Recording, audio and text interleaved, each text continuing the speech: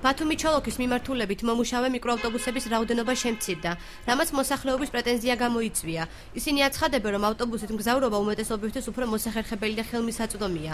აღნიშნულ ტრანსპორტს ქობულეთის რაიონებიდან მოსწავლეების ტრანსპორტირებაც ევალებოდა. შეფერხებულმა მოძრაობამ კი სწავლის პროცესით შეაფერხა. ხალხისთვის ყველაზე ხელმისაწვდომი იყო ეს ავტობუსები. ბავშვები გადაყავენ სკოლაში, მაგალითად ჩოლოქის მეურნეობაში 4-5 დღე გაჩერებული იყო ავტობუსების მოძრაობა, ბავშვები არ მიდიოდა სკოლაში. ხალხი დადიოდა 6 კილომეტრი გამოსულიყო ქობულეთის ცენტრალურ გზამდე და მე წასულიყო სხვადასხვა მიმართულებით.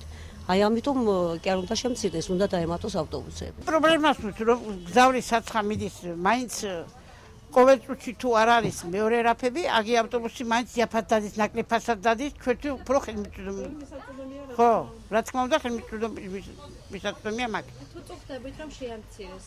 კი ვწუხდებით, როგორ არა. შეპესე ბათუმის ავტოტრანსპორტის დირექტორი გიორგი ლორია აცხადებს, რომ ბათუმი-ქობულეთის მიმართულებით სულ 10 ავტობუსი მუშაობდა. ამჟამად კი მხოლოდ 5, ისიც შეზღუდული გრაფიკით. გაირკვა, რომ ავტობუსები შეპესე ბათუმის ავტოტრანსპორტის ბალანსი აღარ ზის, რადგანაც ისინი ქობულეთის მუნიციპალიტეტს უნდა გადაეცეს. ჩვენ მქონდა ქობულეთის გამგეობასთან კონსულტაციები, საუბრები. მაღთხოვეს, რომ გადმოცემამდე იქნება რამენაერად ძირითად სოფლებზე, სადაც მოძრაობდით, ესაა დაგვა, ჩოლოქის მეურნეობისა და ჯიხანჯურის აჭყისთავის მიმართულებით ავტობუსები ყოფილიყო დარჩენილი. ქალაქ ბათუმის საკრებულო მოგმართა თვითმმართველობა საკრებულო დაგვთონება, რომ სანამ ექსპლუატაციაში მოხდებოდა ქობულეთზე გადაცემა ავტობუსების ამ სოფლებს მომსახურებოდით.